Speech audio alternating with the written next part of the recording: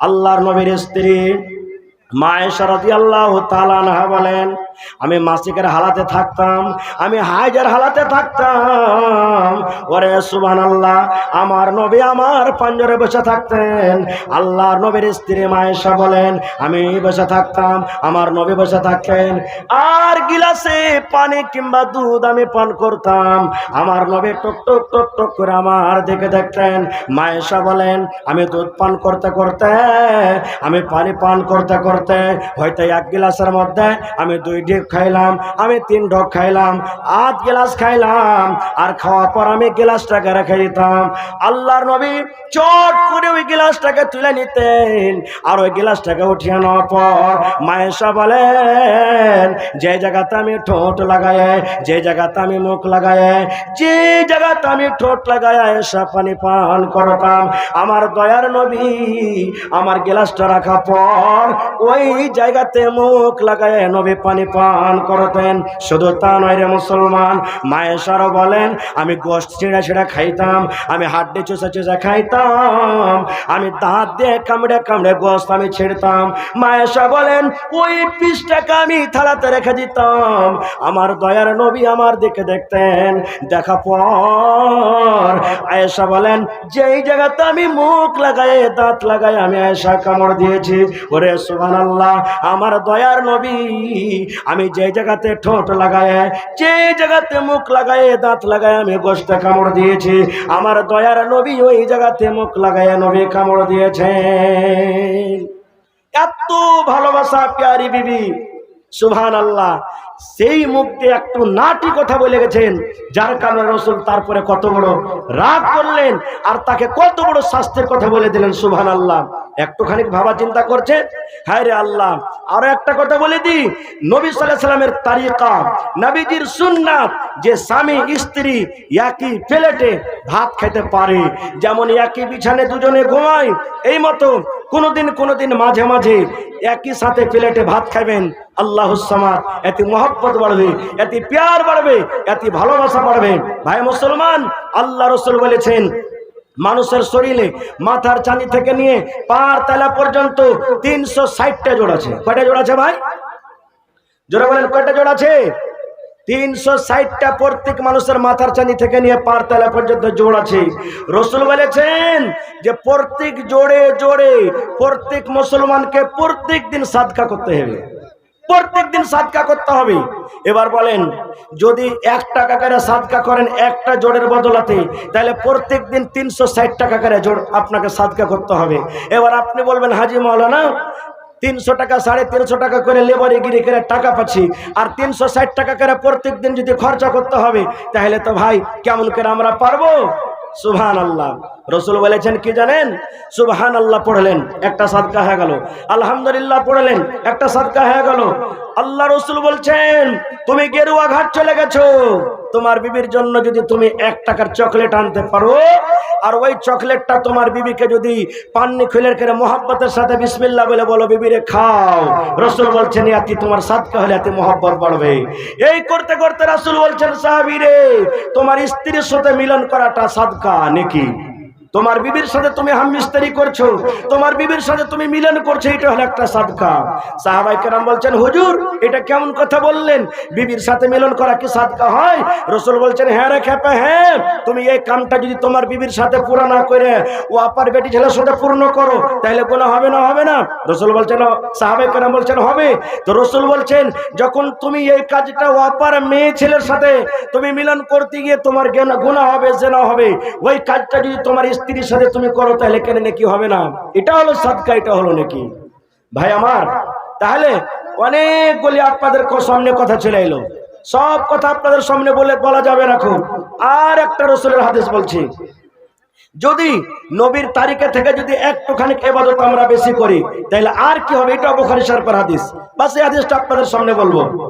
আল্লাহর নবী মুহাম্মদ সাল্লাল্লাহু আলাইহি সাল্লাম সালমান রাদিয়াল্লাহু তাআলা আনহু এবং আবু দারদা রাদিয়াল্লাহু তাআলা আনহু দুজনকে ভাই করে দিলেন। ভাই সালমান রাদিয়াল্লাহু তাআলা আনহু, ভালো করে শুনবেন, আর আবু দারদা রাদিয়াল্লাহু তাআলা আনহু দুজনকে ভাই করে দিলেন। এই আবু দারদা, এই সালমান, আজ থেকে তোমরা হলে দুজন ভাই, তোমরা ভাই, নিজের মার পেটের মতন ভাই, ইসলামের ভাই, দ্বীনের ভাই তোমরা। কথা লম্বা, ছোট্ট করে বলছি। এবার কিছুদিন পর সালমান রাদিয়াল্লাহু তাআলা আনহু ভাই আবু দারদার বাড়ি বেড়াতে গেছেন। আপনার ভাই যদি কিশনগঞ্জ থাকে, আপনার ভাই যদি কাঠিয়ারা থাকে, আপনি বেড়াতে যান না ভাইয়ের বাড়ি? যান কি যান না ভাই? যান বেড়াতে। তো সালমান রাদিয়াল্লাহু তাআলা আনহু বলছেন আমি ভাইয়ের বাড়ি বেড়াতে গেলাম। এবার বেড়াতে গিয়ে দেখছি তা আমার ভাইটা ওই সময়তে বাড়তে নাই, আবু দারদা বাড়িতে নাই, আমার ভাবি বাড়তে আছে। এবার আমি সালাম দিয়ে তখন ঢুকলাম, আসসালামু আলাইকুম। ওয়ালাইকুম সালাম। রাসূল বলেছেন কোন বাড়িতে যখন তুমি ঢুকবে সালাম দিয়ে তুমি ঢুকো, সালামের জবাব দিবে, এজাজত দিবে ভাই তুমি এসো, তখন তুমি বাড়িতে যাও। আর আমরা কি সালাম দেবো জানেন? যেমনই বাড়িতে ঢুকবো, এই হবলুর বাপ বাড়তে আছে যে, এই গলা খেকর দিতে দিতে আমরা ঢুকে গেলাম। ও অনুমতি দেখ বা না দেখ, ওর সাথে কোনো মতলব নেই। এবার সালমান রাদিয়াল্লাহু তাআলা আনহু বলছেন আমি বাড়িতে ঢুকলাম, বাড়িতে দেখছি তো আবু দারদা মানে আমার ভাইটা বাড়তে নাই, উম্মে দারদা মানে আমার ভাবিটা বাড়তে আছে। ভাবিটা তো বাড়তে আছে কিন্তু সিধা করে নাই, চোখে সুরমা দিয়ে নাই, নতুন কাপড় পিন্ধা নাই, চুল গালা উস্কো খুস্কো হয়ে আছে, গা গালা খেসটি পড়ে আছে, মানে কোনো চাকচিকন হয়ে নাই। তখন সালমান বলছেন যে হ্যাঁ গে ভাবি, ব্যাপারটা কি? তুই সিধা করে নাইস, নতুন কাপড়ও পিন্ধে নাইস, চুল গালা উস্কো খুস্কো হয়ে আছে গাছ মরিচের গাছের মতন, আর কোনো মেকআপ করে নাইস, ব্যাপারটা কি? তখন ওর ভাবি বলছেন আবু দারদার স্ত্রী, এ ভাই সালমান, কাকে দেখাবো রে ভাই? সিধা করে কাকে দেখাবো? কে দেখবে আমার সিধা? পাউডার কার লেগে লাগাবো, কার লেগে মেকআপ করবো, কার লেগে সেন্ট মাখবো, কার জন্য নতুন কাপড় পিনবো, কার জন্য সেন্টওয়ালা তেল লাগাবো? সালমান রাদিয়াল্লাহু তাআলা আনহু বলছেন কেন? আমার ভাই আবু দারদার জন্য তুমি এগুলা করবে? ওই কহিস না ভাই, কহিস না ওর কথা, আর বলিস না, আর বলিস না ভাই ওর কথা। সালমান রাদিয়াল্লাহু তাআলা আনহু বলছেন যে হ্যাঁ গে ভাবি, কেমন কথা তুই বলছিস? ভাইয়ের ব্যাপারে কেন এরকম কথা বলছিস? বলছে ভাই হে, তোর ভাই তো রাজুলুন সালেহুন, খুব একটা নেককার মানুষ, কিন্তু আমার বিছানে খুর ঠেকে তো আসে না। খুব আমি কি জিনিস, আল্লাহ কেমন আমাকে তৈরি করেছে, আমাকে দেখতে আসে না বিছানে, তা আমি কাকে দেখাবো ভাই, কার জন্য মেকআপ করে থাকবো? হে মায়েরা খালারা, আমি হাদিসটা পরে বলছি, এখানে আরো একটা কথা বলে দিই, তাহলে আমার মায়েরা খালারা, বাড়িতে যখন আপনারা থাকবেন নিজের স্বামীর সামনে একবারে হিরোইন সেজে থাকবেন, একবারে ম্যাডাম হয়ে থাকবেন। আপনার স্বামী কামকাজ করে যখন বাড়িতে ঢুকবে আপনার চেহারার দিকে দেখে যাতে সারাদিনকার খাস্তা নেওয়ার দূর হয়ে যায়। আর যদি কালো ঝালো হয়ে থাকবেন, কামকাজ করে ঘামে গতর দুর্গন্ধ করবে, আর যদি আপনার স্বামী বাড়িতে ঢুকবে আর বাড়িতে ঢুকার পর যখন দেখবে যে ই তো একবারে ধাঙ্গডির মতন আছে, কিংবা ই কালো ঝালো মেখা আছে, গোবর মেখা আছে, বাসনা করছে গতর, ওর দেখে মন খারাপ, তো হট হট হট হট আমার কাছ থেকে হট, তোর মতন স্ত্রীর আমার দরকার নেই। এই জন্য নিজের স্বামীর সামনে যত সাজতে পারেন শেষ নাই। কিন্তু আজকে অবস্থা উল্টা হয়ে গেছে, বিয়া খাইতে যাবে তখন দেখবেন সুবহানাল্লাহ, আমার মায়েরা খালাকে দেখবেন যে নতুন নতুন কাপড়, নতুন নতুন জেওয়ার পিন্ধে যাবে, আর পুরুষের সামনে ছেড়ে মেড়া কাপড় পিন্ধে থাকবে। এরকম হয়েছে না, হয় না? আর যা হোক, গল্প সল্প করার পর এবার সালমান রাদিয়াল্লাহু তাআলা আনহু বাড়িতে আছেন, আবু দারদা রাদিয়াল্লাহু তাআলা আনহু আর ভাইটা বাড়িতে চলে এসেছেন। সালাম কালাম হলো, গলাতে গলা মিলামিলি হলো। এবার আবু দারদা তখন ওর স্ত্রীকে বলছেন, আরে এ উম্মে দারদা, আরে ভাই বাড়িতে এসে নাস্তা পানি দে না, নাস্তা পানি দিসনি কিছু? বলছেন না, নাস্তা পানি দিইনি, আপনার অপেক্ষাতে ছিল যে আমার ভাই আসবে তাহলে আমি খাবো। বলছে দিদি দেখ তাড়াতাড়ি করে খানা দে, কুটুম সদর বাড়তে আসলে আমরা নাস্তা পানি দিই কি দিই না? তো বলছেন যে তাড়াতাড়ি করে খাইতে দে। এবার আবু দারদা তার সামনে তখন খানা দিয়েছে। সালমান বলছেন ভাই আবু দারদা, আমি খাবো না যতক্ষণ তুমি আমার সাথে না বসবে। আবু দারদা তখন বলছেন যে আমি খাবো না, আমি রোজা করে আছি। সালমান বলছেন যে আমিও খাবো না, তাহলে তুমি থাকো, তোমার বাড়িতে এসেছি আর তুমি আমাকে খাইতে দিবে আর তুমি খাবে না, মানে স্ত্রীর মুখ থেকে আর শুনে নিয়েছে সবকিছু। বলছে যে না না তুমি খাও ভাই সালমান, আমি রোজা করে আছি, খাবো না খাও। এবার যখন কথাটা বলা, সালমান বলছেন রে আবু দারদা ভাই, আল্লাহর কসম করে বলে যতক্ষণ পর্যন্ত তুমি আমার সাথে খানা না খাবে, আমি সালমান এক ঢোক পর্যন্ত তোমার বাড়িতে পানি পান করব না। রোজা ভেঙে দাও। নফল রোজা তুমি করে আছো ভাই রে, রোজা তুমি ভেঙে দাও আর এসো তুমি আমার সাথে খানা খাও। কি করবে? আবু দারদা আস্তে আস্তে রোজাটাকে ভেঙে দিলে। এবার দুই ভাই মিলে কি করলেন? খানা খাইলেন। সন্ধ্যা হলো, মাগরিব পড়লেন, এশারের নামাজ পড়লেন। এশারের নামাজ পড়ার পর এবার তখন আবু দারদা সালমানের জন্য বিছানা লাগিয়ে দিলেন একটা ঘরে, আর দিয়ে বলছে, সালমান ভাই তুমি এই ঘরে তুমি আরাম করো। আবু দারদা তখন বলছেন যে আমি চলে গেলাম নামাজ পড়তে, তাহাজ্জুদের নামাজ পড়তে, নফল নামাজ পড়তে। যখন কথাটা বললাম, এইবারে সালমান বলছেন, আবু দারদা ভাই আমিও ঘুমাবো না। যদি তুমি না ঘুমাও আমিও ঘুমাবো না রে ভাই, কারণ তোমার বাড়িতে আমি এসেছি, তুমি আমার সাথে কিছু কথা বলো, আমিও তাহাজ্জুদের নামাজ পড়বো। এই যে তোমার স্ত্রী আছে, তোমার স্ত্রীর কাছে সময় দাও, যাও যাও ভাই তোমার বিবির কাছে তুমি ঘুমিয়ে যাও। এবার আবু দারদা বলছেন, না রে ভাই সালমান, আমি মসজিদে চলে গেলাম, আমি তাহাজ্জুদের নামাজ পড়বো, আমার নামাজ ছুটে যাবে, আমার নামাজ কাজা হয়ে যাবে। যখন কথাটা বলা, ওরে সুবহানাল্লাহ, আপনারা জানেন, আমার মায়েরা খালারা জানে, যখন কোনো ছেলে নতুন বিয়ে করে, নতুন যখন বিয়ে করে আর যখন তাদের প্রথম বাসর ঘর হয়, যখন প্রথম বাসর ঘর হয়, ওই রাতটাতে আমার মায়েরা খালারা ওই নতুন বহুটাকে ধাক্কা দিয়ে ঘরের ভিতরে দিয়ে দেয়, আর তারপরে বাইরে থেকে হয়তো লক লাগিয়ে দেয়। এই মতো সালমান বলছেন, আমার ভাই আবু দারদাকে আমি ধরে নিলাম, আর ধরে নেওয়ার পর ঘরের দিকে তাকে আমি ধাক্কা দিয়ে দিলাম, আর ধাক্কা দেওয়ার পর আমি বাইরে থেকে আমি কিল্লি লাগিয়ে দিলাম।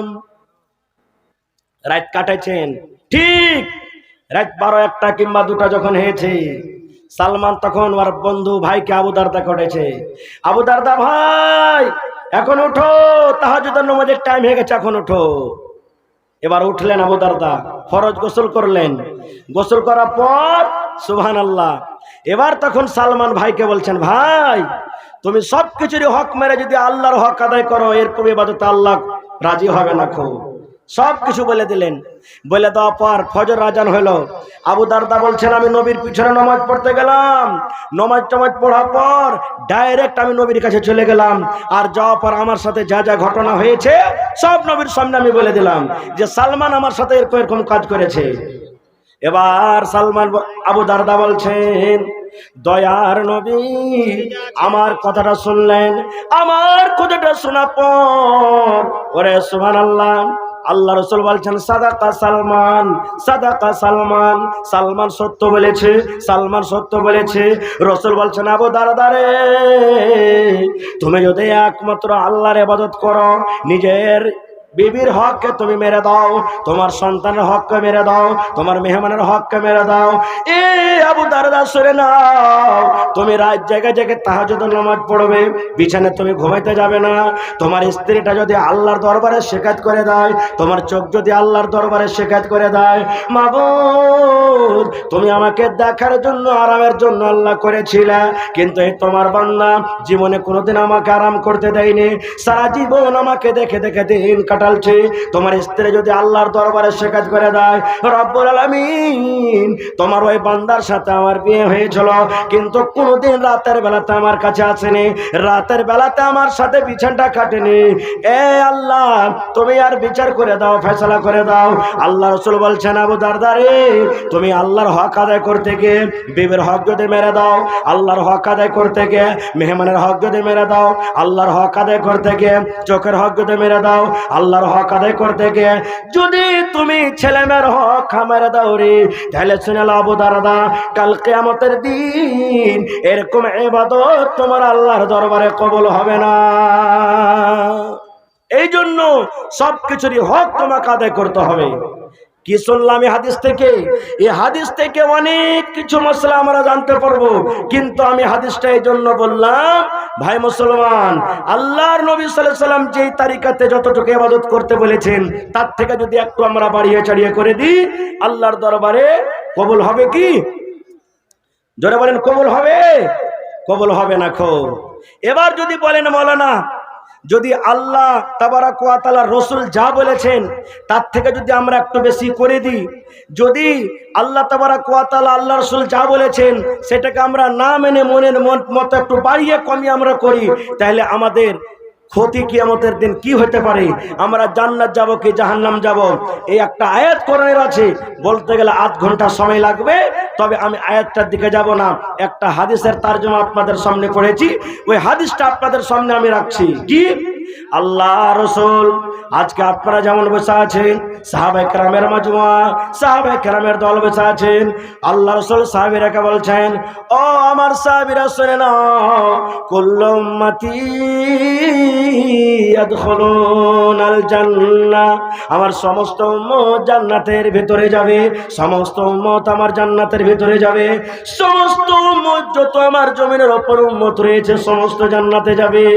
তাহলে নবীর উম্মত যারা নামাজ পড়ে ওরা নবীর উম্মত, যারা নামাজ পড়ে না ওরা নবীর উম্মত, যারা রোজা রাখে ওরা নবীর উম্মত, যারা রোজা রাখে না ওরা নবীর উম্মত, যারা দান করে ওরা নবীর উম্মত, যারা দান করে না ওরা নবীর উম্মত, যারা জেনা ব্যভিচার করে ওরা নবীর উম্মত, যারা শরাব পান করে ওরা নবীর উম্মত।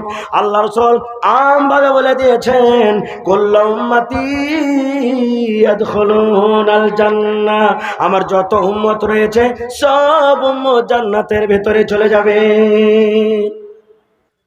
এই হাদিসটাকে শুনে মনটা খুব খুশি হয়ে গেল নাকি?